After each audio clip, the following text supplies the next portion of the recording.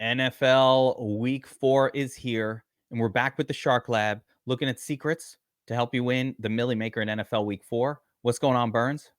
Hey, it's going well. It's going to be a tough week.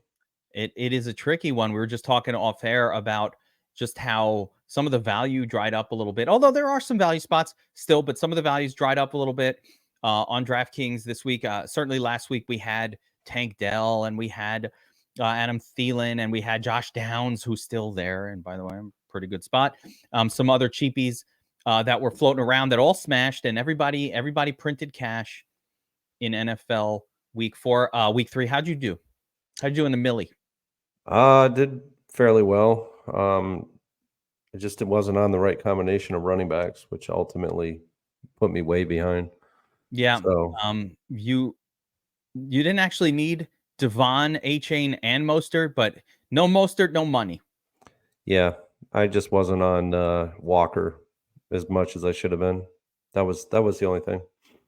Otherwise, it was actually a pretty good slate, but um, highest scoring slate in a very long time. I think maybe 2 years when we had that 300 plus slate or something. There was a point a few years back where every slate was producing 300 plus on Yeah. DraftKings. Like it was 7 or 8 or 9. They've adjusted their scoring. The salary system. Part of the reason that doesn't continue to happen isn't necessarily because scoring is just down in the NFL, although it is, but Yep. it's much more to do with just them adjusting how they do the salary algorithms. You remember a couple of years ago them getting rid of like 3K running backs, for example. That was a real slap in the face. A few other things that DraftKings has done. Um, this past week, the one I missed was Laporta. I just didn't have the right tight end. We were all over the Bills. Remember your sneaky play right here on the show? Almost didn't want to reveal it. Everybody who Yeah. watched this show, if you watched this last week, guys, and you stay till the end, which you always should, the talk up about Bill's defense was like, this is the cheat code for winning this week, right? Now, it is hard to get a defense right, Burns. It's hard as hell to get the defense right, but I think it was the Bills call that for me really allowed most of my lineups, like all the lineups, which has never happened to me before, all of the lineups we built on the Players Club, the VIP podcast we do for DF's Army subscribers, every one of them wound up in the cash, in the money. And I switched through the quarterback, like I switched those up quite a bit. So it just never happened before that happened. Like I was like, wow, every single one of these cash, that's crazy. Never had it before. So that was pretty nice. And let's move on to NFL Week 4 here. So right off the bat, Burns, obviously there's one standout game on the slate, and that is, of course, the Bills at home against Miami, 54.5 point total. Tua and the Miami offense has been en fuego to start Yes. the season. And by the way, this is not some new phenomenon, Burns. This goes back to last year when Tua was playing. If he wasn't hurt and there wasn't issues, they were smashing pretty much consistently. Yeah. So the first thing I want to ask you is, in the context of that game, both QBs in play, do you have a preferred way of attacking it?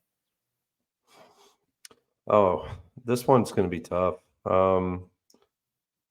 Allen is so expensive this week. He's 8,200, and pairing him with Diggs is going to put you around the 16.3K on DraftKings as a combination stack. Man, that's tough. That's a tough stack to have in your lineups, but it's probably going to be one that is necessary. Tua this week, the Bills are a pretty good passing defense. It's going to be a tough. It's going to be a tough defense for Tua and company to, do what they did last week in terms of 70 points. That's We not don't going need to happen. we don't need the 70 burger, Burns. No. We're good with like a 35er. Take Yeah, it. I'm going to be down on Tua this week. I just think Buffalo is they're very good against the pass. Where you can get Buffalo is against the run. They're not as good against the run. Does that bring Raheem Mostert back into play? Sure. is his probably his salary or like his ownership's going to be elevated because of last week and 8 chain. His his ownership's going to be elevated because of last week. But that's the way that you're going to be that's the way you're going to be able to move the ball against Buffalo. They're very good against the pass, second against quarterbacks, and they're fourth against wide receivers and seventh against tight ends and fantasy points against the position. So I'm going to that's give you an even better measure tough. here. I'm going to pull this up on screen here if I can. The old Oh, this Statsational yeah, power ranking sheet from I love this one too. This is something I use a lot. I have this sheet open when I'm doing my cheat sheets.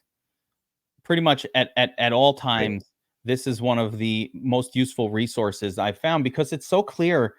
It's so clear when you look at the sheet here to understand like what's going on. And of course, this is available on the Sharp app. All DFS Army YouTube watchers, subscribers can get the Sharp app at $20. What is it? 20% off. So I think this is normally $49.99, $39.99 a month, and you get all the betting tools and all the great stuff. But this is one of the sheets that I love, and code DFSA20 gets that discount. But you take a look here. So you talk about Buffalo, right?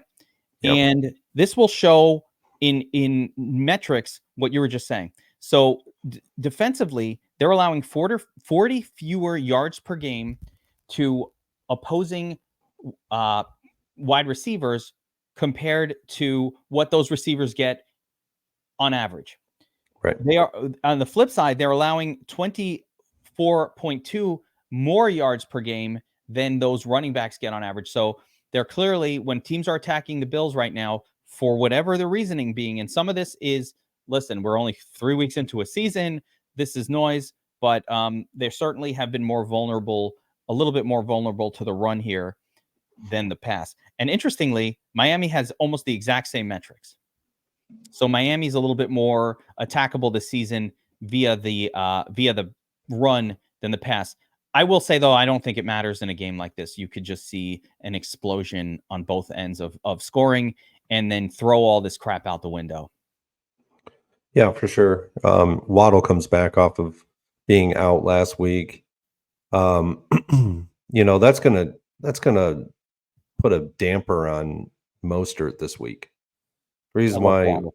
I love Waddle here. He's one of my favorite players yeah, to play. the reason why Mostert was such a great play last week and the running backs were such great plays was because Waddle was out, and it just Surtain was on Tyreek Hill, and yeah, Tyreek had a great game.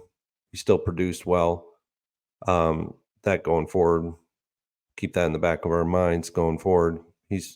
But that was a running game for sure, and they did. I mean, they produced almost 100 points between two running backs, which is unheard of. No, they broke records last week. You got to throw it out. Throw it Yep. out. The records were broken last week. It was crazy. You'll never what we saw last week in Miami. You just be happy if you had a piece of it in DFS. We're probably never going to see anything like that again. I've never seen multiple running backs get. I mean, if you had to bet on two running backs getting 4 touchdowns each, that is so astronomical. You could have turned $2 into like $1 million. But that's Yep. how unlikely that was to happen. So we throwing that out here. This game has a 54.5 point total, but you're right.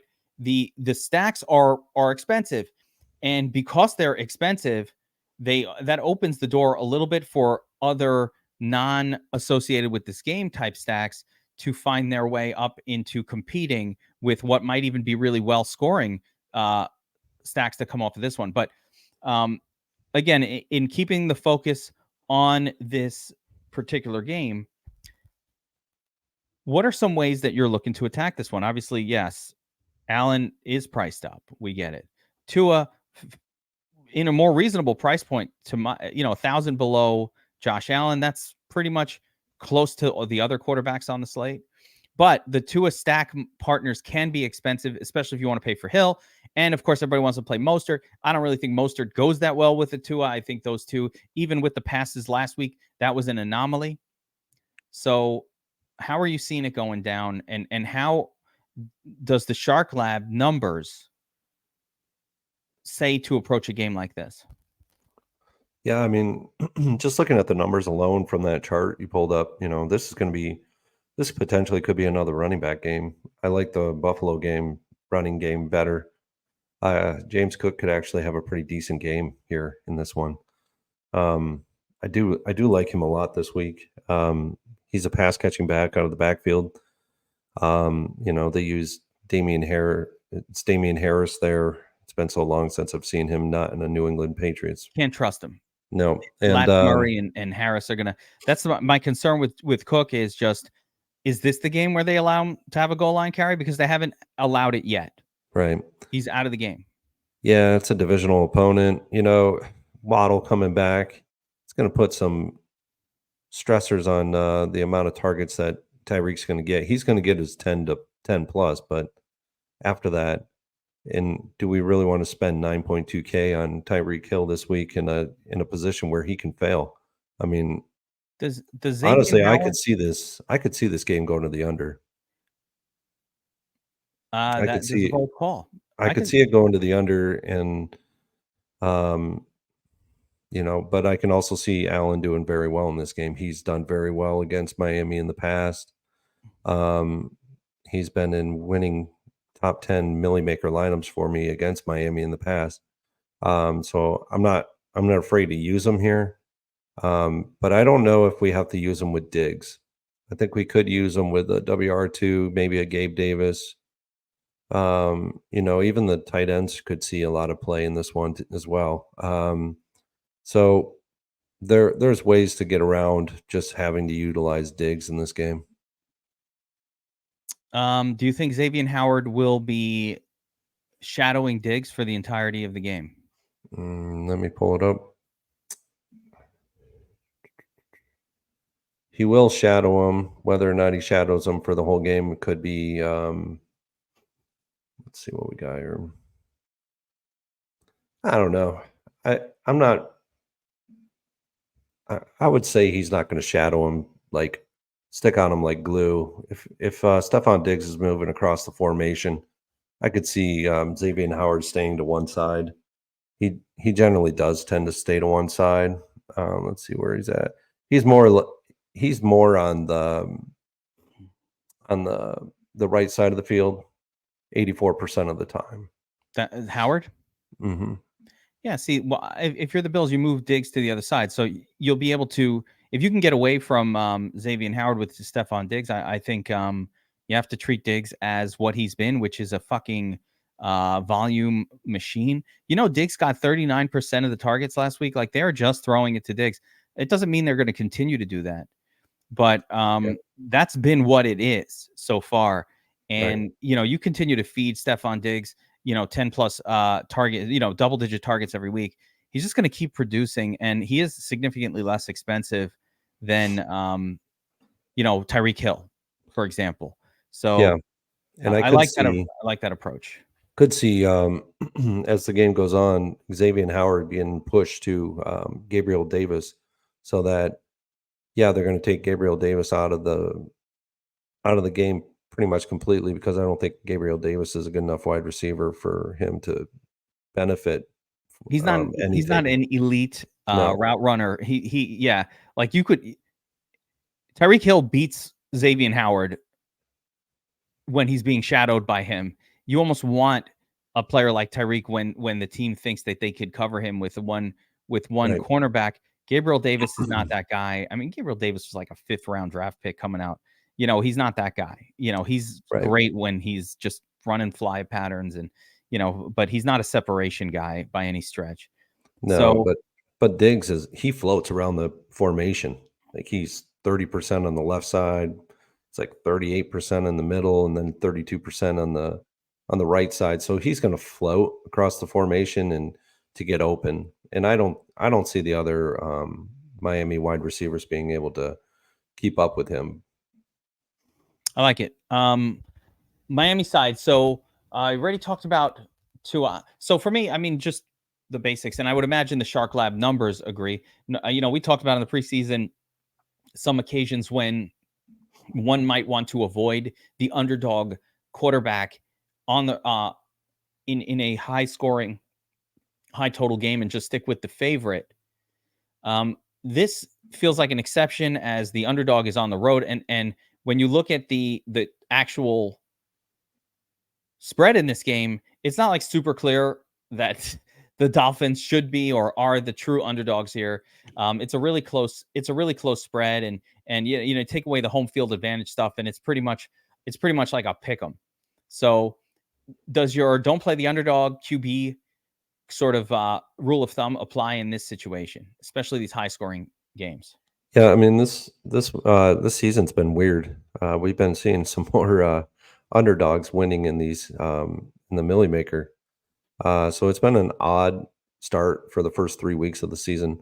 More likely than not, probably by the end of the season, as we get towards the end of the season, the favorites are going to weigh out. It's always regressed in the mean. Um, as we've always known in math and statistics, everything regresses to the mean, whether that be. And so we'll probably see more of a favored quarterbacks towards the end of the season, starting probably, now into the end of the season where they're going to start moving up into these winning Millie Maker lineups. And we saw it we actually did see it in week 3. Jared Goff was in the winning Millie Maker lineup. He wasn't the highest scoring quarterback on the slate, but he was in the winning Millie Maker lineup. And the prior week we saw it was Daniel Jones who was in the winning Millie Maker lineup as well, and he was on the road as a favorite. But favorites are in 2 out of the 3 weeks, and Tua's this is his second week of this season where he's in a game that is 50 plus total points. He was in it with the Chargers and now with the Bills. Yeah, and I was saying, I think what we talked about for week 1 when this situation occurred as well, and they were slight underdogs. It was like, I'm betting Miami. I don't really think Miami. It's week 1, and it's hard to figure out what team is what. The odds are not as sharpened in the first few weeks as they get in week 6, 7, 8. It gets much more difficult to sort of differ from the Vegas opinion as the season goes on. So those early weeks, you almost have to say, well, some of these philosophies aren't going to hold up as true because we're not really truly sure who the actual correct underdog is in a particular game. And when the team wins, like, right. oh, maybe they shouldn't have been the underdog, right? Like, I would say everybody would clearly agree right now that Miami is a much better team than the Chargers. Like, right now, Miami looks like the best or looks like a contender for the Super Bowl in the AFC, and the Chargers look like they might make the playoffs this year. Oh, no doubt. Miami's offense they're firing on all cylinders right now. And they're getting Waddle back in this game.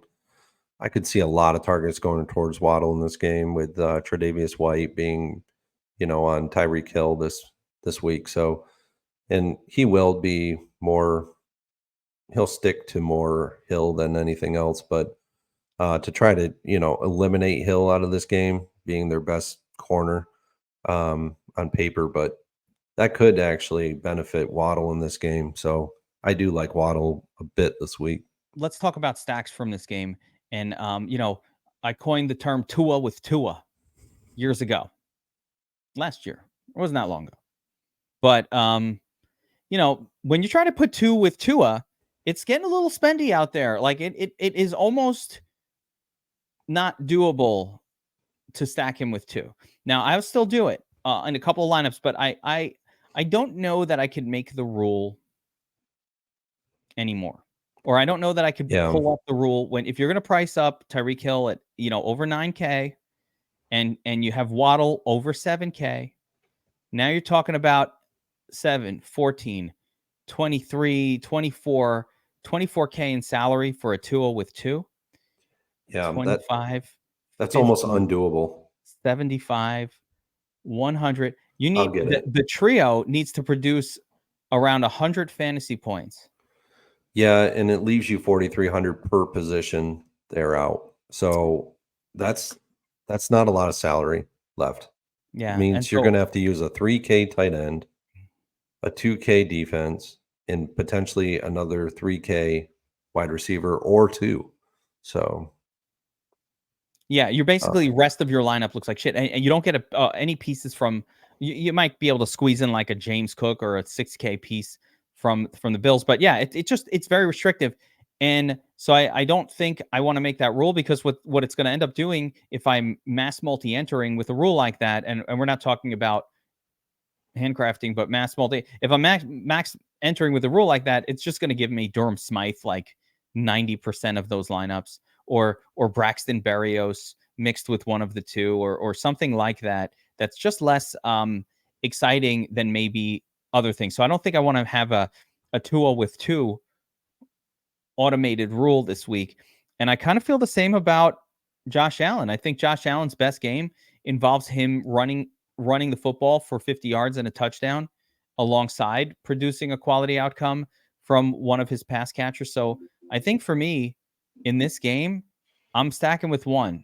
Yeah, I'm sticking with the QB +1 across the board. It's been working. In our back tests on the domination station that we have, DFS Army's optimizer, it's been working across the board. I mean, last back tested, what was it, Tuesday, or it was Monday or Tuesday? I back tested last week, and you didn't have to do much. You only really had to add maybe a Door or a Love to maybe 3 players in total to get you in and around that 290 range. So the optimizer was basically producing everything that you needed it to do on its own accord, which was, I mean, that's what you want, and that's fantastic. So I hope everybody who is subscribed to DFS Army who watches this, and that's not everybody who watches this. We get a lot of people who are YouTube watchers, and we appreciate the YouTube watching community as well. And of course, but when you have these tools at your disposal, like the dominations, if you're not back testing, if you're max entering, you must be back testing that every single week after the slate ends. What did I do right? If you're not working on getting better at this, you will not win, period. So I don't know how to stress it more.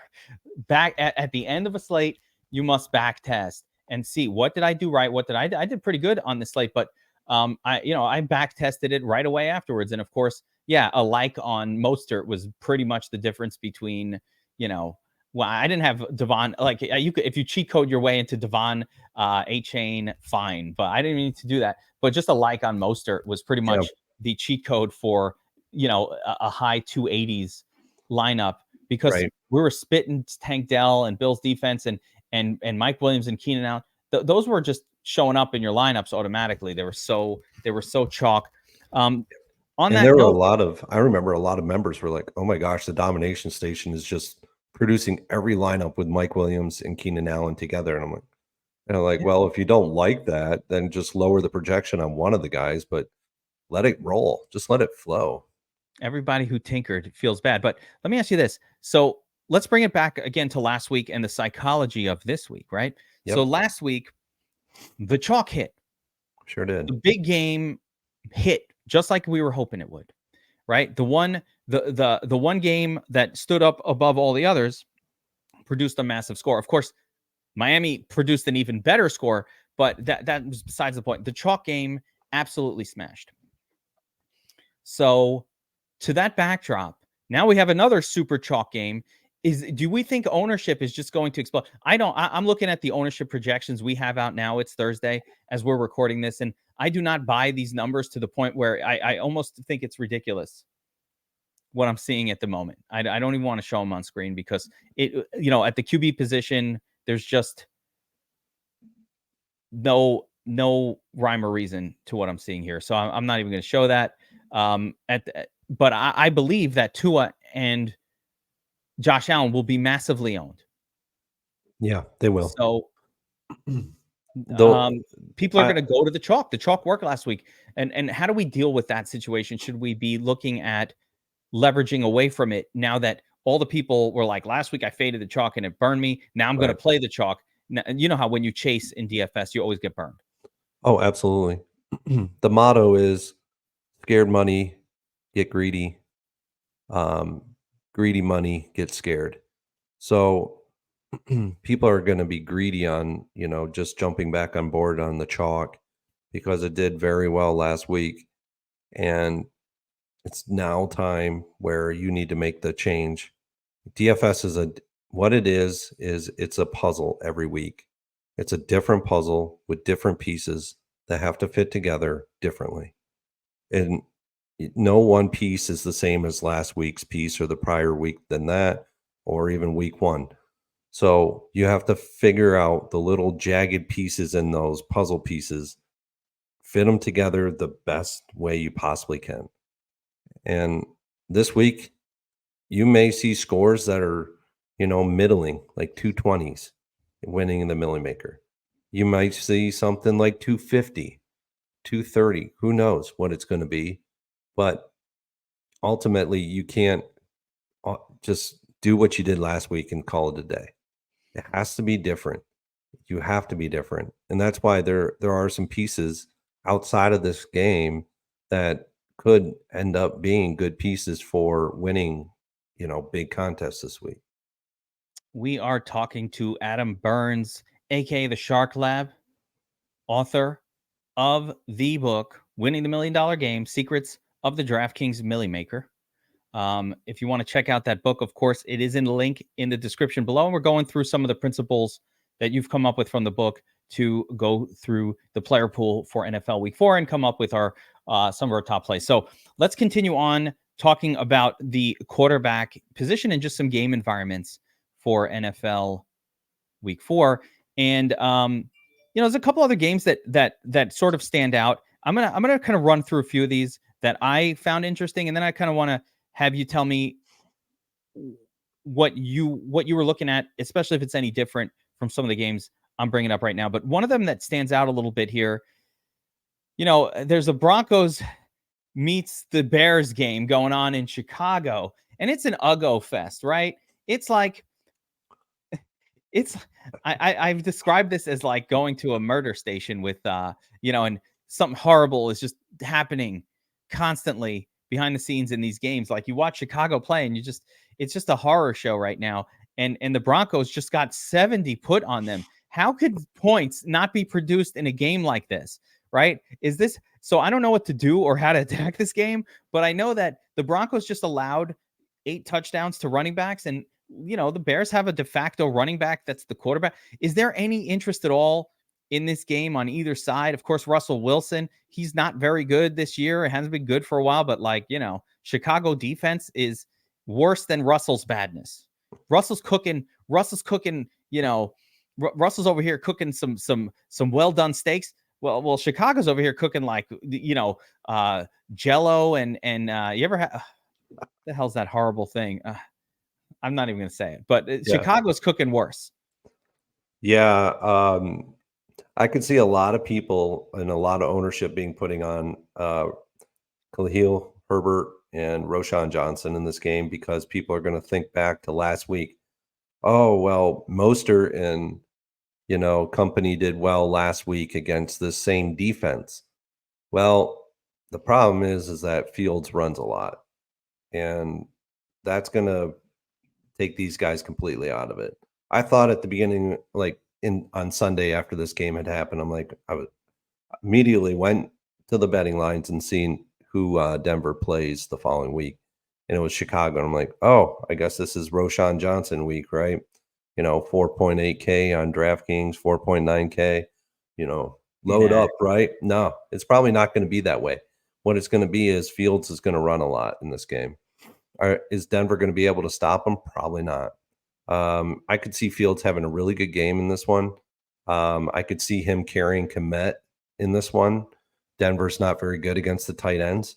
But what I think is probably going to happen is that Javonte Williams could have a good game here in this one as well. But a lot of people are going to look at that passing game for Chicago, and they're going to be like, oh yeah, this could be a really good one for him. It may be. But I actually like Russell Wilson more in this game from a quarterback perspective with his passing game than I like Fields with his passing game. I do like Fields with Kmet, but I might be off of DJ Moore this week only because, Pat Surtain. Yeah, a little bit. Yep. That's where, So, I mean, that's a fair reason to get off of DJ Moore, because Surtain is very, very good. and Moore is not our elite level wide receiver, right? Like your JJs and stuff. Moore is that, but Fields is not a quarterback that is going to be able to take advantage of it. So it's not more. DJ Moore is an elite route runner, and I would say probably, somebody who could, if Mahomes was the quarterback, can beat Surtain and put up big numbers in a game. But I think the problem is Fields is just not a good enough quarterback to recognize those little openings, even from a great route runner. So Right. it doesn't really matter because Fields is not good enough anyway as a quarterback to take advantage of it. So when Fields throws, it's going to be like at the moment when Surtain is in position. You know what I'm saying? Yeah. Like, it's not, if Moore had an elite cornerback, I think he's just as good of a route runner. Not Tyreek Hill, but at the upper echelon of wide receivers, who are usually slightly better than the upper echelon tier of cornerbacks. So yeah, I like that thought process. I like getting off of I like the Cole Kmet play based on that, because where are you going to throw it? And you know what? It is difficult to pick tight ends this season. So, anytime you give me an excuse, I wish Cole Kmet was like priced commensurate to his production. He's still at 4K, which is like a little bit too much for his level. He's not any different from the other pile of $3,400 tight ends that exist. The other thing on the Wilson side for me, my primary concern is just the stacks aren't very good with Russell Wilson right now. They have Jerry Jeudy massively overpriced. Yeah. So Yep. Jerry Jeudy is exclusively like a in stacks with Russ, fine, but you would never really want to play that as a one-off. Right. He's getting 7 targets a game. He's at 6,600. That is, I can buy 13 targets at that price Mhm. from a Michael Pittman. Like Michael Pittman hasn't had a non-double digit game, and he's the same target game, and he's the same price as Jerry Jeudy, which just is inappropriately priced. So I don't know. I looked at Russ, and I'm having a hard time figuring out Yeah. who to stack him with. Like, he's just like, oh man, or Cortland Sutton. I'm not a chase last week's. I mean, Cortland Sutton's had one good game in like the last couple of years. I don't want to chase that. So even though Cortland Sutton is cheap, I get it, but I don't know how to stack comfortably. I think I'll just throw Jeudy in there as a bad value Right. exclusively for like a GPP stack. Like, it's okay. By the way, let's mention that it's okay to play a poor value if it's in the context of a QB stack. I'm just not going to play him straight up. Yeah, and he might get, 3.5 to 4x in this one because Chicago is so bad Yeah. defensively. So that stack makes sense. Yeah, the Javonte Williams, play that makes sense because Chicago is really bad against the rush. Javonte only works if they step up his volume. You don't know if they're going to do it. They would have That's to right. give him more volume than what he's been getting. That's right. Could happen. Absolutely. Could this be the week? Maybe. He came off the injury. But you kind of think these guys that come off an injury like that and they keep playing healthy games, at some point the team will be like, listen, this is our star. We like to use Samaje, but you're here to back this dude up. Yep. Let's give him his 70%. Completely agree with you. What about some other games? The one that I'm targeting, like the one that popped off the most for me this week, the one that I'm most excited about is Colts Rams. And I want to get your feeling on this one. Colts are at home. This game is a pick 'em. Yep. There's a lot to like on both sides of the football here. When I look at Anthony Richardson's like a must play quarterback.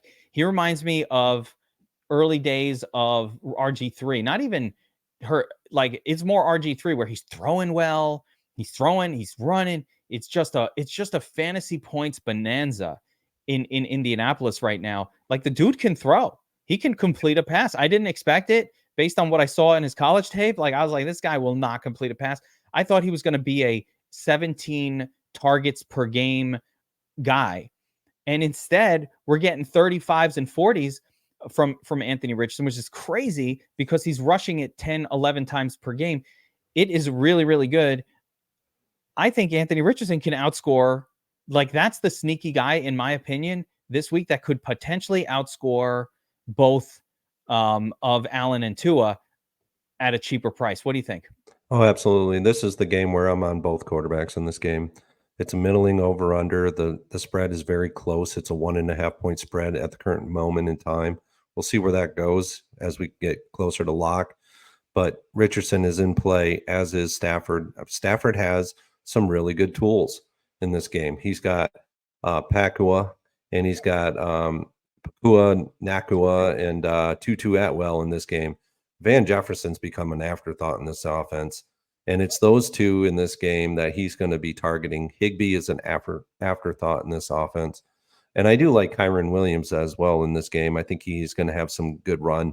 But yeah, you're right. I could see Richardson doing very well with Josh Downs and or Michael Pittman. And Love those stats. it's a very affordable stack. I mean, Downs is like 3.5K. Pittman is 6.3 now, 6.4 now. So yeah, this game is this could be an explosive game. My bonus piece from this game, Burns, is Kylan Granson, the tight end for the Colts, who's getting 4 to 7 targets. For some reason, Richardson was targeting him quite a bit. So yeah, give me some Kylan Granson as well, because you need a tight end. Yep. Just need one. So it's like anybody that works for 3K and it fits with my quarterback. I'm less excited about the other side of the game, Burns. I'll be honest with you. Matty Stafford is not going to win you a GPP kind of guy. I do love Kyron Williams. Do you know Kyron Williams was on the field for 100% of the running back snaps last week? They're not bringing in a back. He was on there, or he got 100% of the running back opportunities and something like 90+% of the snaps. Yeah, once they got rid of Cam Akers, this became the Kyron Williams show in Los Angeles, and they're going to ride him. He's young enough.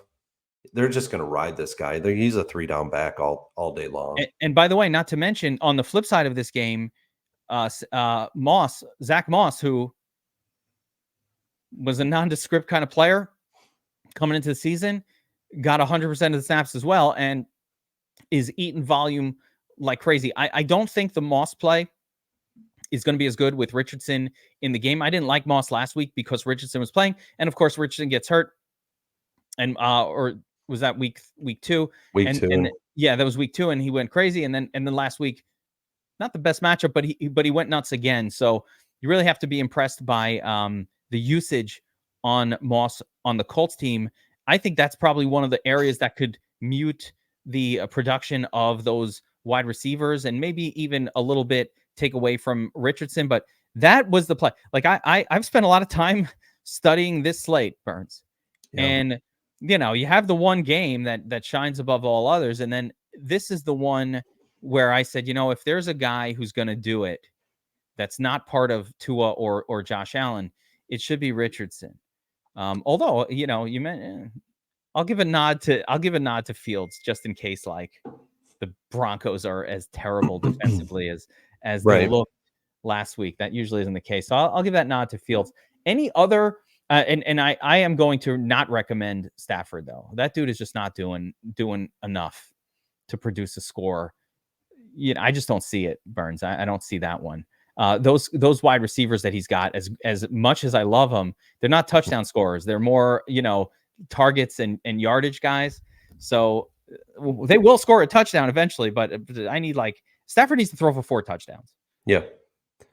It's a big ask. I agree. But he's cheap enough, though. He's 5.7K. I mean, that's relatively cheap. The price is right. Yeah. So he could be in play here. He could be that underdog QB going on the road indoors.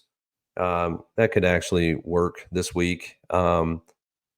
Other games that I like this week, the Chargers going up against the Vegas. Vegas's defense isn't very good against the pass. Let me ask you about this one, because this game. So my initial thought was, Chargers Raiders. That is a game. When you look at the stats, the statsational power rankings as well, this is going to produce a lot of scoring and all of that. But here's the issue that I've got with this game.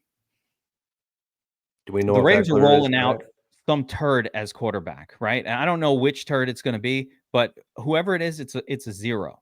Okay, Brian, I'm your Hoyer is terrible, and Mhm. he's had opportunities to start in the last few years, and it has not gone well at all. So it's not like a Gardner Minshew where he got a chance to start and like, oh yeah, he does pretty good. Or Dalton comes in and is like, oh yeah, Dalton plays pretty well. Like I'd kill for Dalton on the Jets. Like right now, the Jets would be favored, to make the playoffs if Dalton was on the team. But Brian Hoyer's terrible. And the other dude, Kevin O'Connell or whoever this rookie is, a fourth round, it is a disaster. So I don't think that this is, first of all, I've already bet the Chargers. I don't get the line. But they should be like 10-point favorites at this point because, they're going up against a dead team at home. But I don't know that we're going to see, we might get Eckler back. I don't Yeah, know that we're going to that's. see the touchdown machine that we're hoping for here. I wish we had already gotten that news that Eckler was back, because if he was back, I would be completely off of this game from a quarterback perspective. Yeah, Garoppolo, he's been ruled out. Has he been ruled out yet? They do not play quarterbacks on concussion the next week. Okay, At this so point, we base can start to accept so that basically he's out. he's not going to Um, play. The Tua yeah, rule. Call this the Tua rule from now on, yeah. Burns. You're So not going to play your quarterback after a concussion. right. So yeah, if Eckler's out, I could see a Herbert stack with Keenan Allen again in this game, simply because Las Vegas is not very good against the pass. It's going to cost you considerable amount of money, almost as much as Diggs and Allen. But otherwise, I mean, there's some ancillary pieces I in I this one. like I I like like Palmer. Devontae and Palmer. Yeah, Yeah, I don't like Devonta. Hell no, not with this shitty quarterback. But yeah, um, that's true now. no Devontae. But I like Palmer here. 4K, fine, getting the Mike Williams role and all of that. And I think it'll be fine. But I do think, I've gone back and forth on this one quite a bit. I was hoping that we get one more week of Herbert glory before Eckler comes in and sucks up all the touchdowns. But I do think that this injured, hobbled version of what the Raiders team is going to ruin it. Mhm. And I think this might be the week where Keenan Allen chalk gets burned. I will tell you right now, the way that FanDuel priced Keenan Allen the same as Tyreek Hill is absurd. You had to be out your damn mind to play some Keenan Allen on FanDuel over 9K. That is just ridiculous. On DraftKings, he's still in the zone of playability, but you are sacrificing Stephon Diggs or Jamar Chase to play Keenan Allen. So I'm cautioning on Yep. the core Keenan Allen stuff. If Yeah. if Jimmy G was playing though, I'd be all over it. Oh, It's yeah, just like, because Jimmy G is a serviceable quarterback. He can get the ball down the field. well, if Jimmy G was playing, the Right. Raiders are scoring. Like in this Right. version, they're not scoring. So I don't like it. And I have I think maybe my favorite bet of the year so far. To the under. No, just betting on the Chargers to cover that spread. It doesn't make sense to me. I don't see the Raiders scoring much in this game. Yeah. I mean, I guess if they do it, they'd have to do it via the run, and that's a Josh Jacobs game. But I don't really see it. So looking at the rest of the slate, there's one team that I feel like you might be on because of the team total, and that's San Francisco.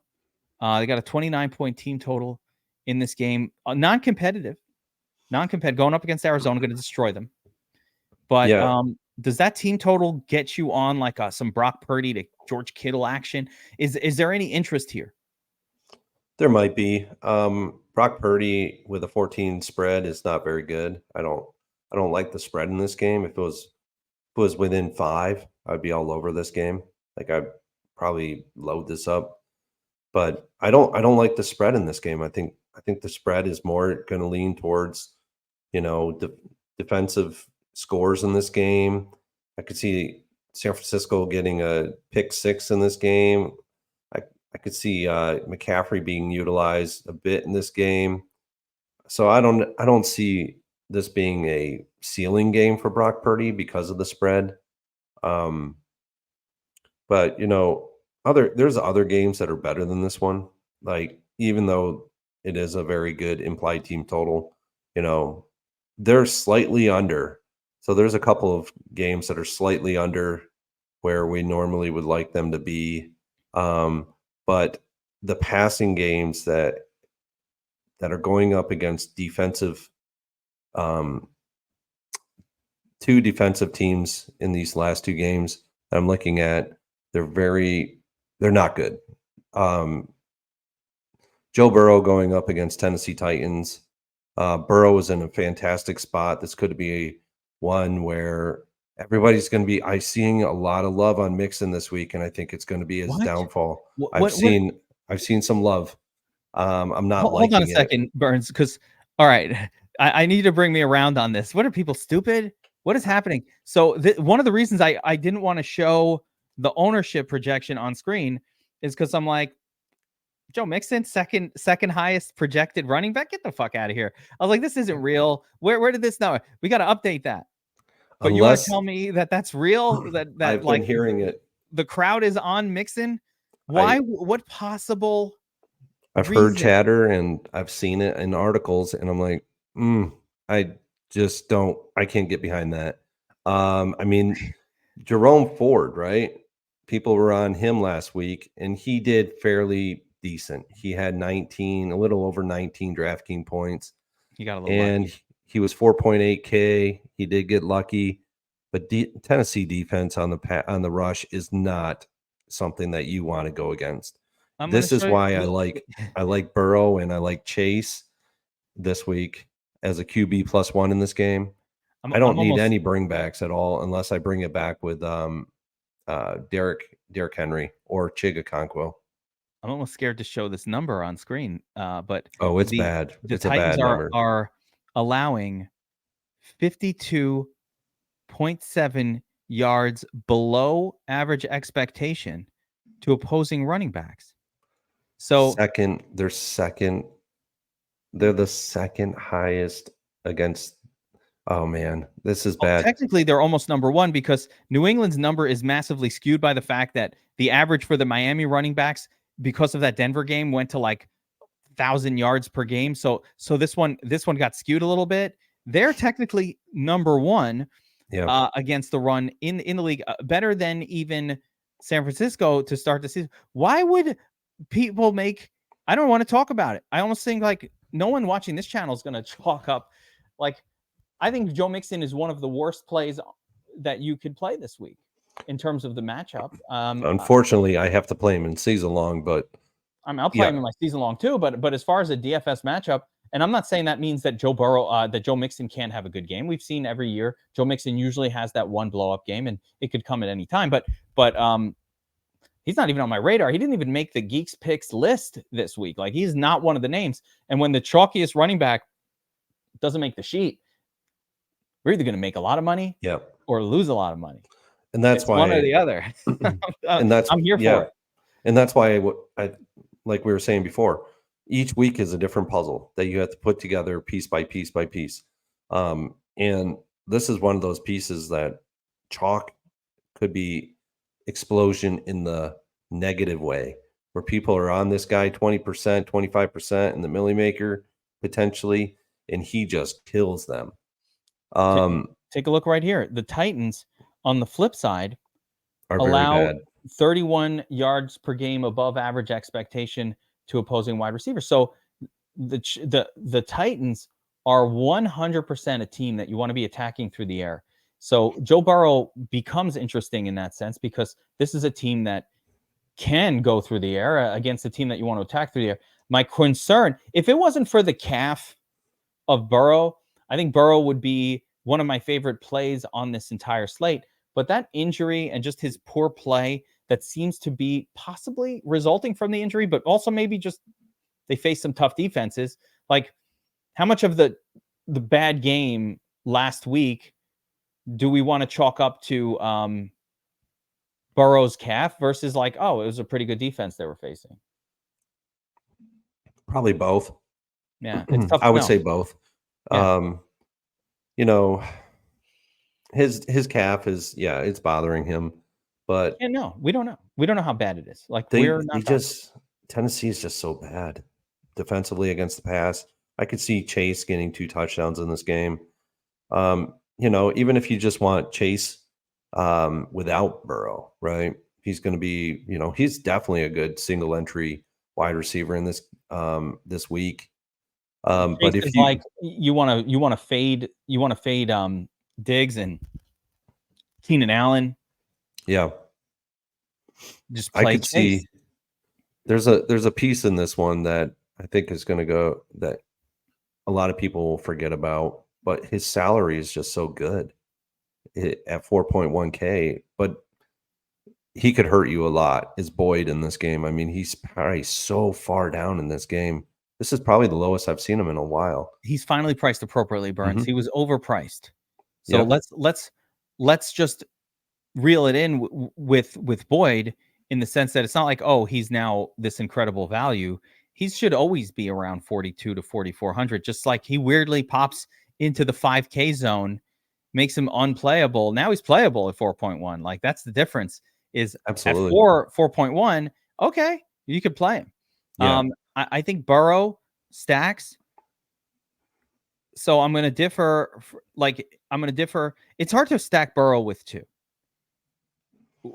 because the first version of that stack might involve Jamar Chase and T. Higgins. And T. Higgins is like a perennial disappointment machine, right? So, and you pay a lot for that combination.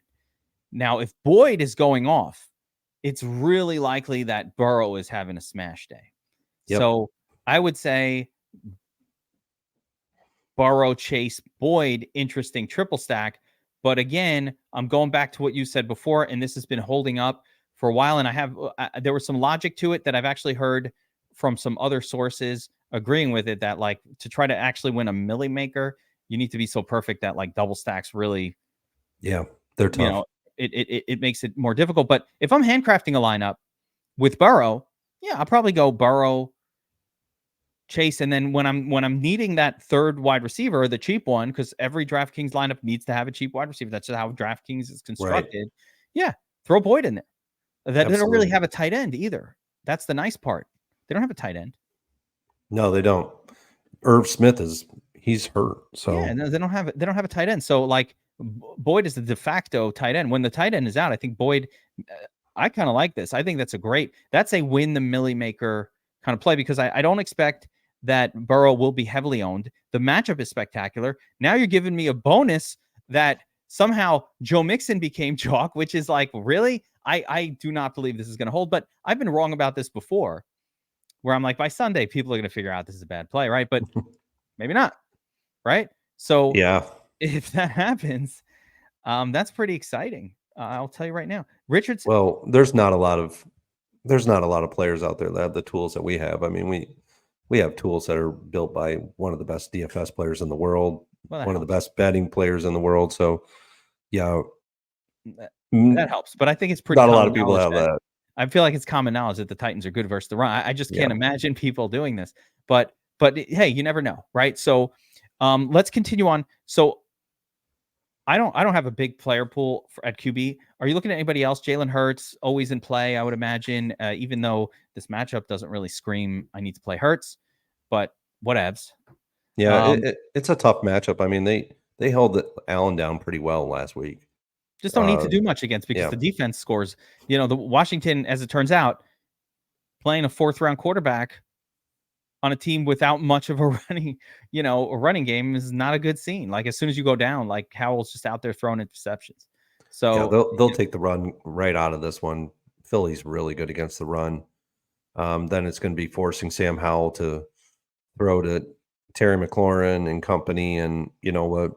That's when interceptions happen. So, yeah, I could see that. I could see this being a just DeAndre Swift. Maybe Hurts. Gets it done with the legs. A couple of touchdowns, maybe one to Devonta, maybe one to AJ potentially, or maybe even he throws in the flat to DeAndre Swift and he scores a touchdown, and then there's defensive touchdowns. I don't know. This one doesn't scream I got to play Hurts. no, I'm off of that one outside of the obligatory some shares of Hurts every single week because he's Jalen Hurts, and so you have to give him that respect. But Yeah. beyond that, I'm kind of off that game. I'm gonna name one more quarterback to talk about because I don't have any others that I would even be considering this week. But the other name that's mildly interesting, Kenny Pickett is popping as the top QB value for us on the slate right now, just based on him being so cheap and going up against Houston. Not a great, they're on the road. It's not a great Houston defense. They've been pretty good defensively against quarterbacks and wide receivers, interestingly, but I think I'm not sure why that's been happening. But it's been the case. Let me again take a quick look here at our sheet just to see if we can glean anything about Houston. But are you interested in Pickett 5,100? Like, they're favored on the road. Yeah, I mean, it seems to be a good spot for him, right? Houston is regressing as the season goes along this year in terms of actually against the pass. So they're starting to regress. I have I'm not really on him until you said that he's starting to pop from a fantasy points per dollar. I wasn't on it either until I just did a quick sort by fantasy points per dollar, and I see Kenny Pickett with But there is a guy that I am on just slightly below him, and if he pops off, this could be the one where he pops off. I actually have I have some intrigue with the Tampa Bay New Orleans game with Jameis Winston at 5.3K. Okay. He's got very good weapons. Chris Olave he's going to be in the slot. Tampa Bay is not very good against slot receivers. And then you got Michael Thomas on the outside. Rashid Shaheed, so I could see this one being a very good game for Jameis Winston coming back. A lot of people are going to be inquisitive on Alvin Kamara with his first game back. But what we have seen in the past with Jameis Winston and Alvin Kamara on the same field, Kamara doesn't do very well. Jameis Winston is not Winston, a check no, down to the right. he hasn't traditionally been a check down to the running back type of quarterback. And I like Olave a lot in this one. And then my number 2 would be Michael Thomas. I think they could get it done. So if you wanted to, I think I don't know what his ownership is right now, but it'll probably gain a point or two, percentage point or two. But yeah, this is only if Derek Carr's out. Would I go here? I would not. I'm not going here with Derek Carr at all. But. I don't love the Winston play, but you know what? It's a silly for the Millie play. And that's what Let's it get is. silly. Winston has been a gunslinger at times in his career, although his tenure in New Orleans has not necessarily been that way. But he does have great weapons, and he is cheap. I think that game would need to be scoring on both sides. So if I was doing something like that, maybe in the context of a game stack where I've got Evans in there also, or some other. I don't know if Evans is good against New Orleans, but maybe Godwin. Evans is usually not very good against New Orleans, so maybe like a Godwin in there, or some piece from the Bucks that makes me feel like I'm just building like a crazy stack around a team that no one's going to play this week. I'm telling you, these ownerships, though, I want to move on to running back, but these QB ownership projections, if this goes down like the correct ownership, Tua should be 15 to 17%. To me, Josh Allen should be somewhere in the 20% owned range. So if we're going to get these guys at 8, 7, 6%, I'm going to choose, I'm going to choose to go over the field rather than under the field, because I know that there's a contingent that says you can't play these chalk quarterbacks in this kind of game. Everybody's playing it, but everybody's not playing them. So if that continues, even last week, like Herbert, who was great, he was like 7 or 8% out. Like, and everybody wasn't playing him. And yeah, Cousins, they were all playing Kirk. Yeah, everybody played Cousins, and Cousins did fine, but Herbert did great at much lower ownership. So like he was part of that game, and no one played him. Like it wasn't like he was higher owned than anybody else. He was the same 7 or 8% that every other QB on the slate was. So why not go over the field instead of under in those spots? Because listen, those guys are way more likely to put up a big score. And like I said, if you give me Anthony Richardson at anything under 7 or 8%, I am doubling or tripling it this week. I think I'm just going to plant my flag on that one and just go out with the bang if it doesn't work out. Yeah, that'll probably be a very good flag plant this week. He could he's definitely a quarterback that you can use in all contest types, I believe. One that can be used in 3 max, single entry, and mass multi-entering. Cash, you could probably get away from him in cash, but I don't know. He's I think you play him in 6.7K. cash. I'm Yeah, fine. I'm fine with it. I'll probably yeah, play Tua in cash above that, right. but like, why? He's just as good. He's just as good of Yeah, a cash game play. Like that's a for running sure. quarterback with a high floor. I like it in all. And he's at home. Again, if he was on the road, I would be more concerned because you know how teams just all of a sudden play like shit on the road. Like Dallas was a reminder for me last week that you just never really fully trust the team on the road.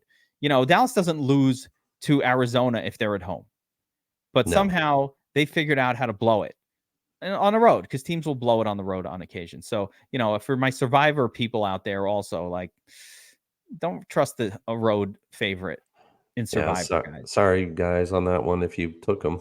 Yeah, don't try. 40% of like survivors is eliminated last week on that game. It wiped out like 40% of my bankroll at the sports book because I had that in my can't lose teaser and it Oh, shouldn't have no. lost. It could not lose. And then they do, right? Yeah, I was like, this can't lose. How am I losing this? I only needed them to win. I didn't even need them to win by much. So that was brutal. But let's move on from the quarterback position because I think we've exhausted that. Let's talk running back here. And what I'm going to do is bring up the Dom station. I'm going to sort here by fantasy points, just kind of go highest projected on our way down, and just talk about some of these plays top to bottom. So you know, at the top of the list this week, we have Tony Pollard and Christian McCaffrey. Christian McCaffrey being, you know, priced massively high. Again, blowout potential game. I love to see him sizzles, but at 9,200, It's tough. It's you tough to need get him in your lineups. you need a 36 out of him. I could get it, but Mhm. I don't know. I like McCaffrey for cash games. I think he's pretty locked into a 20 here. I don't know if I'm getting 36 out of him. Yeah, cash, single entry with McCaffrey. I mean, don't go overboard with him, but yeah. Tony Pollard at home, bounce back spot. Against the Patriots. Patriots is fine, but not as good of a rush defense as maybe they might be perceived to be. Patriots they are getting really good numbers because they controlled Miami, and now so I'm throwing that out. But Okay. they're getting like a really good number because Miami now averages like 500 rushing yards per game. So like everybody who's played them is going to look like they're producing better than average results. But that was an anomaly, so I'm throw that out. But you know, nothing special. New England is a good defensive team, but Pollard is better than that. Yeah. So at 7,800, interesting. Yep. Definitely. Look who's coming up third, and I get this one. So Kyron Williams really does pop for me on the slate. I love this game, and I really want to have a lot of pieces of it. Kyron Williams for me is the first guy that I'm I kind of love. I don't know what to tell you, Burns. I think I really like him a lot here. Oh yeah, I like him a lot this week too. Just being a guy that's an every down back for you, he's going to get a ton of volume in this game. Um, there's a lot of good pieces in this game. We've already talked about a good portion of them. I Yeah, I mean, want to on build both around this one. sides, Yeah, the flip it's a side good of it. game. The flip side here is Zach Moss in the same game, and I think it's fine. I think it's less good than Kyron. If Yeah, you're asking I'm me with between you I on have to that. choose. I'm with you Um, on that one. Beyond those guys and some of the obvious high value guys, we're seeing some weird chalk formulating around some unusual spots here. And again, I think it's too early as we're having this discussion on Thursday and or Friday if you guys are watching this, if it's Friday or Saturday, whenever you're watching this. I think it's a little early in the week to sort of get confident in any sort of ownership projections that exist right now. But as far as the rest of the running back group goes, I do think this is a mildly challenging week at running back. So um, let's go through it and give me some other names of some running backs that pop via the Shark Lab methodology. We talked about one. He's way down on the list here. James Cook. You know, it's just the fact that Miami is they're okay against the run. So he could be in play, but you know he's going to get vultured at the goal line. So with Latz Murray, so it becomes less of a good play. Um, you know, I see some love for Josh Jacobs. He's popping on the domination station, and he's going to pop across the industry because he is just Josh Jacobs. Um, but if we do see Eckler back in this one, that could be a good spot for Eckler against Las Vegas. Um, let's see. You got Mostert coming in. Uh, Mostert, yeah. You know what? I don't know if I'm going to be on him like I was last week. My gosh, I think I was on him for 40% or something. It was Damn. crazy. Why don't you, But I think, if you would have just called me and said, let's get on Mostert at 40%, and I had if I go back test right now, if I flip my thing up and I mhm. raise it up from the 17 or 16% Mostert I had to 40, I'm taking tournaments down. That was all. That was the only move needed. Yeah, actually, you didn't even need to do that. You didn't even need to put a love on him or a door. He just pops up. Yeah, But I was limiting him because I raised up other guys. You know, listen, I did it to myself. Tinker.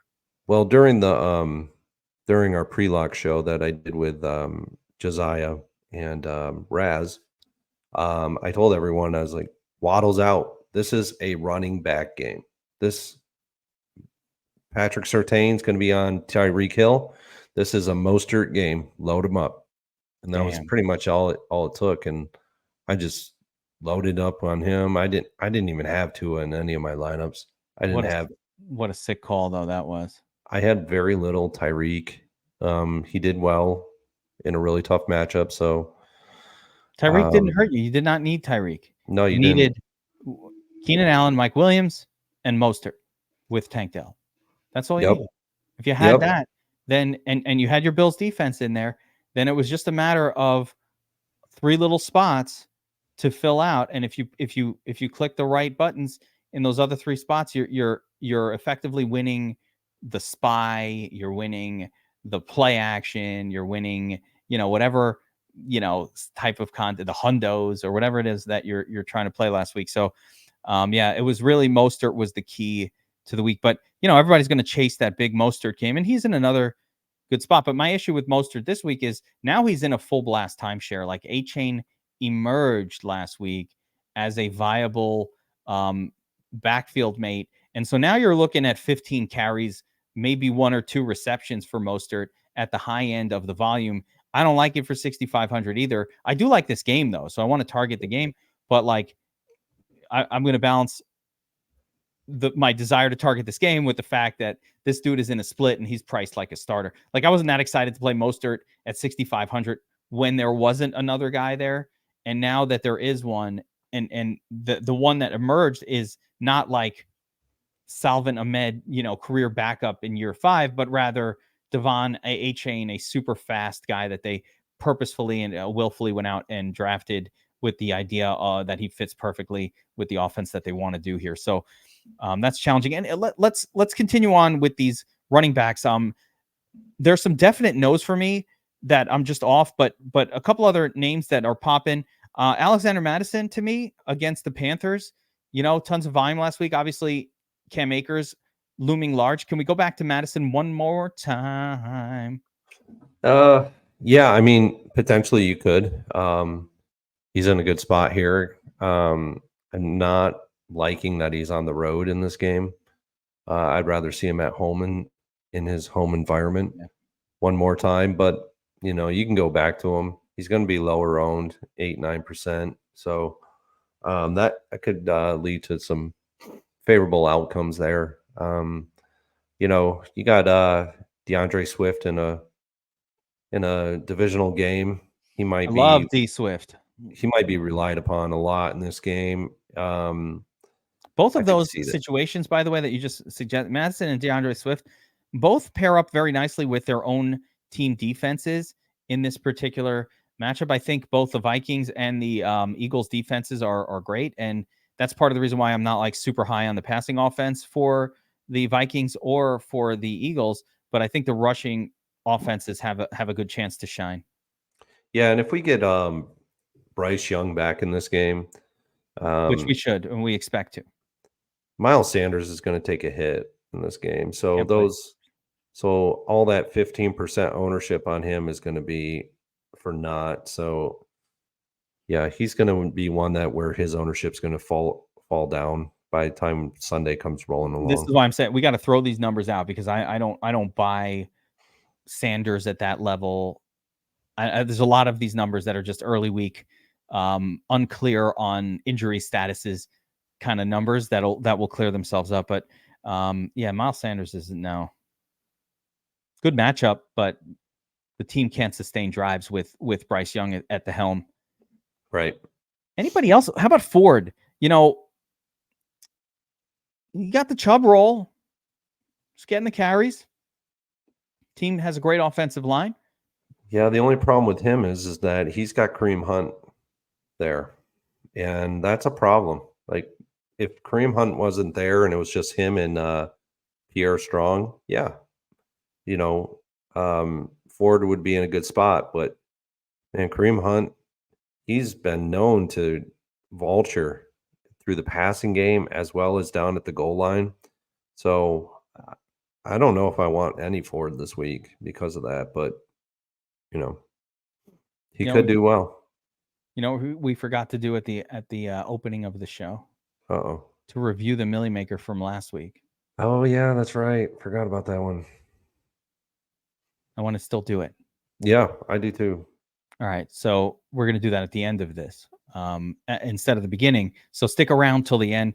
We're talking with Adam Burns, author of Winning the $1 Million Game, Secrets of the DraftKings Millie Maker, available on Amazon, paperback, Kindle, whatever you want. Link in the description below if you want to pick up that book. All right. Any other running backs that are popping up now that I remembered I want to review the Millie Maker? I kind of want to run through this, but any other running backs that are popping off for you this week, Yeah. Burns? Yeah, a couple. Javonte Williams in that Chicago game with Denver. He should be popping. He's going to pop more towards the end of the week. You know, people are going to get more on that game. You think His that ownership. Broncos will just randomly just raise up that volume a little bit and finally like give him some volume here? Are we hoping? Is it hopium? Are we smoking the hopium? Or is there Potentially, some? Yeah, is it just hope? Like we don't have any metric that says he would get more than the 14 touches he's been getting. right. Potentially, we could be doing the hopium smoke, but for them to start moving the ball more effectively, he's going to have to be a part of the offensive scheme. And then another one as a run back from in that Cincinnati game, you could run it back with Derrick Henry. He's in actually a pretty favorable spot here at home. Cincinnati's going to be throwing the ball a lot in this one. And I could see, on the opposite side, Derrick Henry, them trying to slow the game down with him. So, he's in a good spot metrically.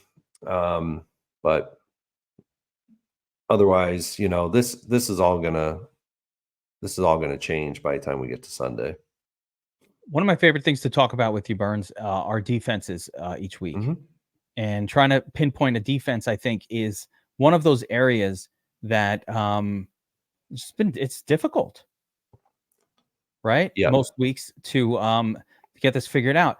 And really for me, this week's no better. Some of the ones that we talked about earlier, there are going to be. I do think I have a favorite, but I want to get what the Shark Lab sort of metrics say about the defenses first. Then we'll kind of talk about some of our favorites. But what defenses are standing out to you this week, both from a points per dollar salary level and also raw sort of matchup perspective?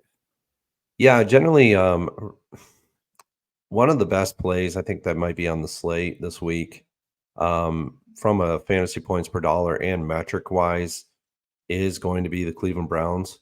Um, Baltimore's going into Cleveland. Cleveland is very good against the pass. I think they can actually shut down Baltimore in this game. And where they are susceptible is to the run, but if they stop Lamar Jackson in this game, um, Cleveland could potentially be the winning defense on this slate at 2.8K. All they would need is probably 13 points. If they get a pick six, then that would be even better. But that's one. You can go right back to Buffalo in a high over under game. It's potential there. Another defense that looks pretty good on metrics wise may not look very good on a fantasy points per dollar because their salary is pretty high. Is Philadelphia followed by Dallas. Too spendy. Yep, pretty spendy. Another one that I like is the Rams. They got a good. They have good metrics this week on the road. Yeah, I like that. Even though But I love Richardson, he is still a rookie, yep, and so we're not. So reminder that a defense is not choosing who's going to prevent the opposing team from scoring. It's really about turnovers and scoring off of turnovers and right. sacks and the type of things that produce points for a defense are a little bit different, I think, than what common perception believes it to be. Yeah, I mean the two high, one of the highest scoring defenses on the entire NFL season so far was the Buffalo Bills last week, and they actually had points scored against them. So the other one was Dallas and against the Giants, and the Giants didn't score a single point. But regardless, in the last defense I like this week, it's probably going to go a lot lower owned than the rest of the ones that I've provided already. Is New Orleans at home? New Orleans is very good at home.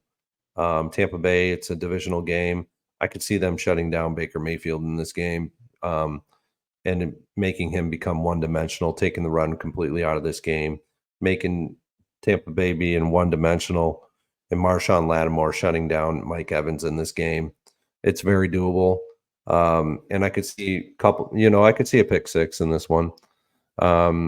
So New Orleans would be, yeah, at 3.6K, they could be a slate breaker.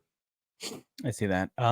Yeah, I like all those choices. A lot of them are pay up options, which is going to be sketch. We could throw the 49ers in there as well. My guys this week, I think it's going to be the Chargers. Mm-hmm. I'm just going to attack the backup quarterback for the Raiders, whoever that is, with the home defense. But like I said, I think a lot of these are in play. I like the Bengals, but again, expensive. Yeah. I like the Steelers, but extremely expensive. So and on the road, and I'm not trying to have road defenses when I can avoid it. So I prefer a home team defense. And Eagles, spectacular. They're at home, all of that. But I also prefer paying down. So Chargers, the cheapest viable defense, which is a really important defense every single week. Probably the Bears. As terrible as their defense is, at 2,700, it's not even that inexpensive. Maybe the Browns, actually. I'll go with you and the Browns as sort of the cheapest viable. Mm-hmm. Yeah, But and I'm you just could going to even pay up go a a little little bit. bit lower. You could even go a little bit lower than that and go to Carolina as well. Panthers, yeah, at home. They're going to get a lot of opportunities in this game Vikings, because Bryce Young is their quarterback, and they just he's get the not going to move the ball as well as Andy Dalton did last week. So So the Vikings will have the football so often that it'll give the defense more chances. Yeah, okay. I mean, listen, at this level, none of them are particularly good. So they're all really really rough plays on defense. Anything at the tight end position? We talked about a couple of names before. I'm not going to get into wide receivers because I think that goes with the game discussion a little bit more. But anything at tight end that's popping out for you in terms of Shark Lab sort of number plays? yeah, Hawkinson might be the best play on the slate from a matchup spot, but he's very expensive. He's the highest salaried tight end in the slate, so What do you he's think going to about be. what do you think about George Kittle, assuming that one or both of Debo and Ayuk have a chance of being out here? If that's the case, then this becomes a much different situation for San Francisco. It only gives them two potential high volume um, opportunity guys, being Kittle and McCaffrey. If that becomes the case, Yeah, this might become more of a game that you can get behind. And I would actually lean more towards having Kittle and McCaffrey stacked together in a game Interesting. situation like this. Just get all the tutties in a game where they might score a bunch. Yeah, and you don't have to have Brock Purdy in this one. I like it. I like the thought process. Yeah, I think Kittle. Also, it's a really good matchup. Like the Cardinals are just like historically bad Yep. versus the tight end position as well. But I only really play Kittle when somebody's out. Like Hmm. when they're at full strength, I don't like him, but I think they might not be. So that's really look at Mark Andrews' price down as well. That's kind of fascinating, I guess. And I think Mark Andrews is interesting at 5,400. I don't know. He It is. didn't kick me in the nuts that he was that cheap until just now as I was looking at it again. I'm like, yeah, I get Cleveland is good, but it's Mark Andrews, Yep. and tight ends can beat quality defenses. Um, at the pay down zone here, anybody popping for you? Yeah. At the 4K range, we talked about him, Komet, with Fields. And then below that, I would say Fryermuth with Pittsburgh going into Houston is a good Move. spot. Um, those would probably be my two. That would be the go-tos. You talked about Kalen Granson in the Indianapolis game, and that's a good that could be your probably your floor salary guy, right? Yeah, that's just 3K. it's really a cheap guy. I mean, the other one would be if anybody's willing to go back to Durham Smythe at sub at 3K, but Granson is getting like 4 to 7 targets. Uh, you know that the Colts do throw to the tight ends quite a bit, Yeah. so I like that spot. I don't love it. I just like it a little bit, but actually Muth and a couple of these other guys, and you've kind of convinced me on Cole Kmet as well with the whole Pat Surtain thing. So there are definitely other ways to go, and now I'm kind of interested in George Kittle as like the best of all of them potentially if some of those other guys are not playing. So I wanted to before we have to run, Burns, I wanted to Hmm. pull up the results database here and just take a look at last week's Millie Maker winner and see what we can glean from that lineup itself. If there's any sort of takeaways that we feel that we can come up with here. Looks like Sports King 101 was the winner. No, this is the wrong contest. Oh, no, Oh, 224. What week is it? it would have been what the heck's that guy's name? 924. Oh, no. Okay. I went 2 weeks ago. I was like, what the hell is going on here? I went back too far on this thing. I'm trying to open up what is a very, let's say, yeah, here we go. No, the winner was, CTOU Jag or something like that. yeah, let me pull this up. Jagu or something, however you say that.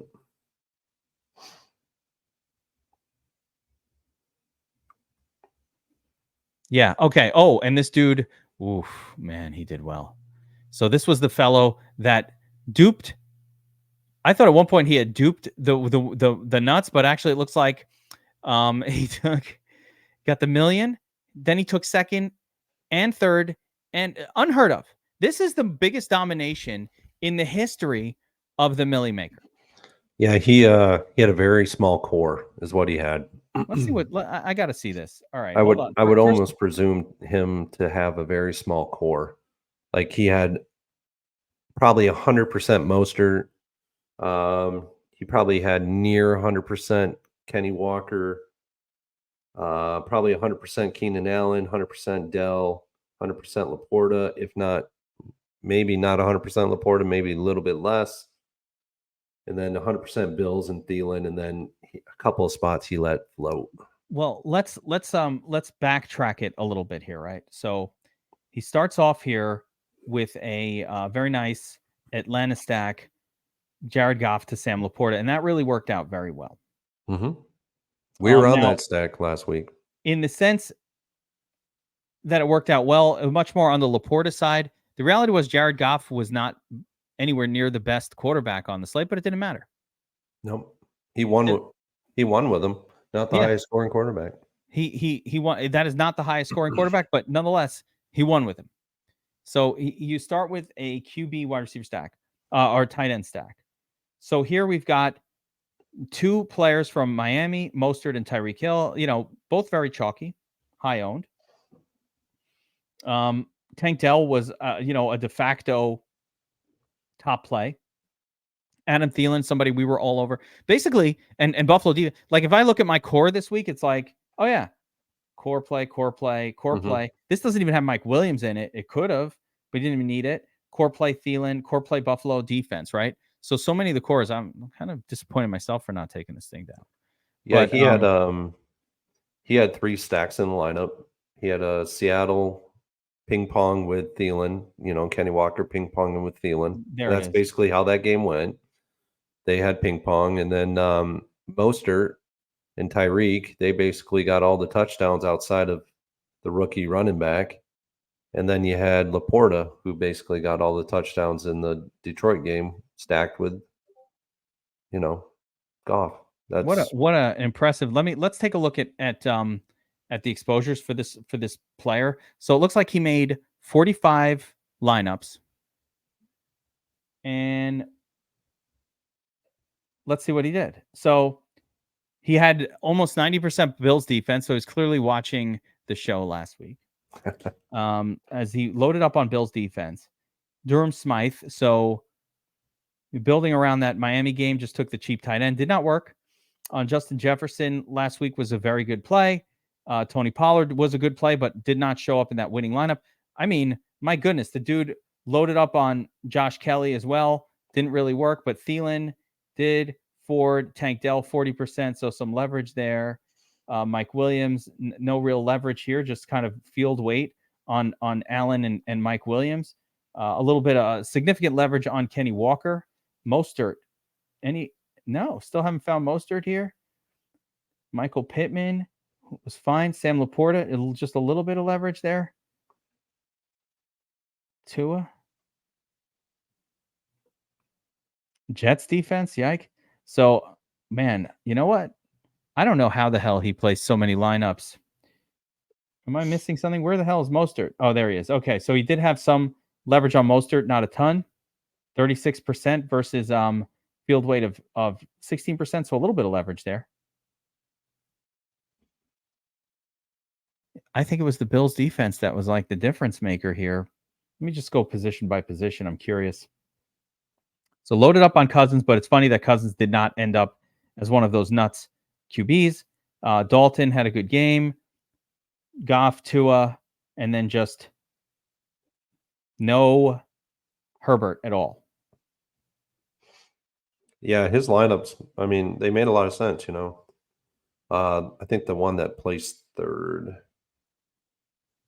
he had Smythe in it, I believe. Oh, even No, got the third with Smythe. That's wild. he got it with Dalton Schultz.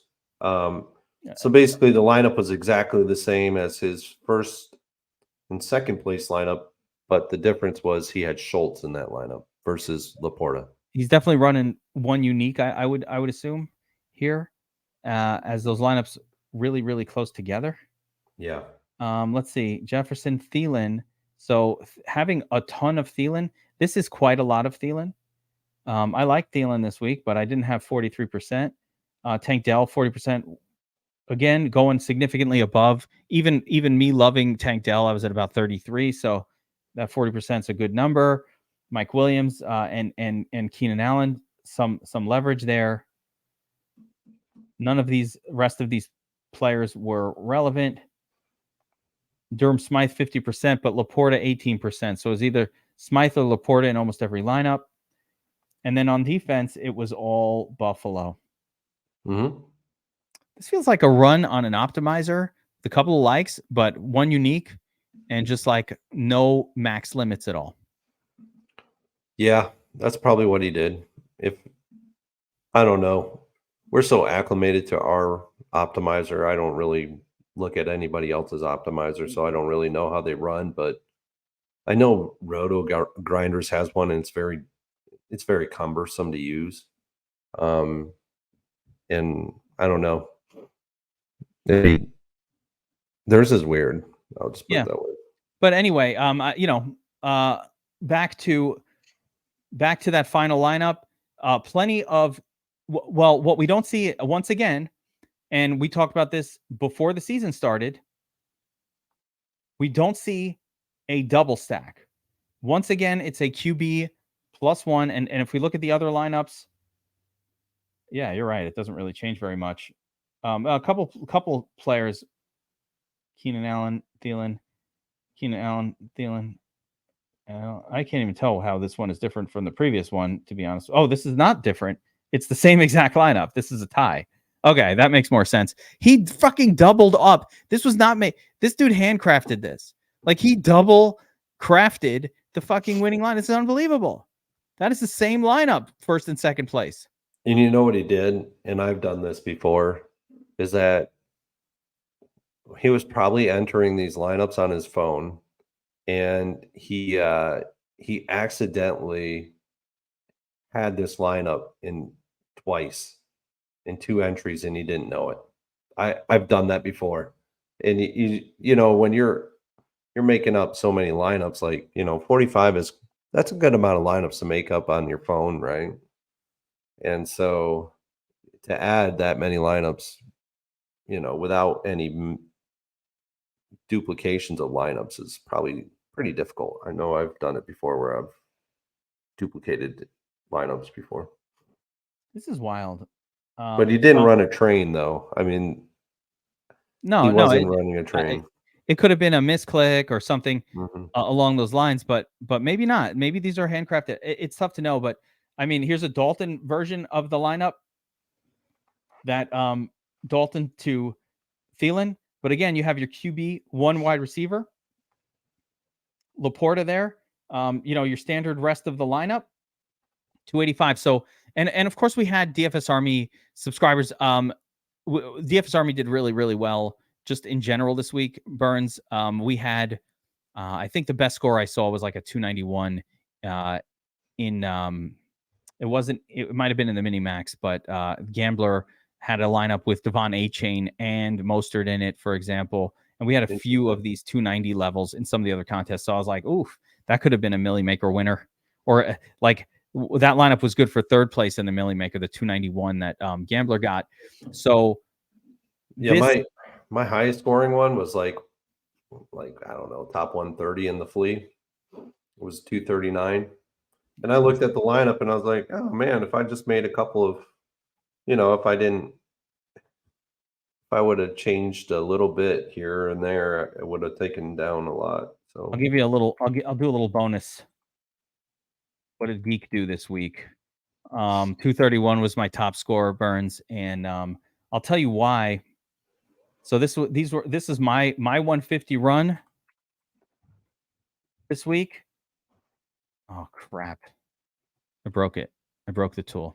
see, my 150 runs would show only I think one player over 35%. Because I cap all my players at 35%. Here. My exposures. So my highest exposure was Mike Williams at 37%. Justin Jefferson. I played way too much Jahmyr Gibbs, but these are the core plays that I'm giving out. So like Mike Williams, Keenan Allen, Justin Jefferson. Yeah. These were players I really liked. Alexander Madison, who almost was a slate breaker on his own regard, right? At QB, I loaded up on Cousins and Herbert. Had some Tua, a little bit of Stroud, but then not too much else going. They're listing Taysom Hill as a quarterback. He's not. But yeah, my quarterbacks were obviously it was Kirk and Herbert, but I had a lot of Goff. I didn't have 30% Goff. So what got me, I think, in the end, I definitely liked I liked Bijan and Tony Pollard, and they were fine. They did what they were supposed to do. At least Tony Pollard did, but it just wasn't tournament winning. And my Raheem Mostert, actually, who I was high on, just the end result just wasn't great in the run. Like, my exposures just kept going down on him. And I think that was the difference maker. If I look at my defense, though, I mean, yeah, I loaded up on Buffalo, but I didn't get as crazy as probably should have. 25% instead of 80%. So what's the takeaway here? I'm really trying to think about I had some Laporta, but not enough, right? I just loaded up on these three guys. So at tight end, and that didn't work out. So my takeaway from my game is maybe when you have these core plays, these really, really standout spots, to load up. Even so, as I'm handcrafting, I did have a ton of exposure to my core plays in my handcrafts, and that's where my profit for week 3 really came from. It was those lineups that I handcrafted during the Players Club. But my optimizer run, which I usually try to diversify more, didn't produce a win. And it's like, man, why didn't I produce a win when I was nailing the plays so well? And I think the problem is, as you look at the run, it's like, you didn't maybe emphasize your own cores. I didn't emphasize my own cores, the players I loved, as much as I could have in that run to really produce a better result. And I'm not going to come out here and say I was core play on Mostert. I should have been listening to the pre-lock show. That might have changed everything. But beyond that, all these other spots, which were so perfect and nailed, instead of like being cautious about it and, capping Tank Dell at 25 in my MME run, going forward, maybe you just got to let that go and just get your 35, 40% on your cores and not worry too much about if they fail. Yeah, I'm always going to keep the same settings on my domination station settings. Pretty much the manual that I produced, I'm going to keep doing the same thing because in the back tests, it's working. Where I need to go is guys that are really high salaried. I don't need to love and adore them. I've noticed that, like, you love and adore a guy that's $7,800. You don't really need to do that. So those are the kind of things that I'm gleaning from it, and yeah, and always stick with your moves, your takes and stuff. Yeah, I found this in back testing as well for myself that the results were a little bit better if, like, and going back and looking at my sheets as we did the back test this off season, I was like, you know what? If I would just emphasizing a little bit more of these plays that I was like emphasizing in the research and allowing that to support but not fully drive the optimizer run and whatnot, that the end result was better. So that's for my game. I'm going to be looking at how I can make my my slate read come out a little bit more in the run without taking away the effectiveness of diversification and all the benefits that you get from running 150 or 200 lineups. Anyway, Burns, let's wrap it up there.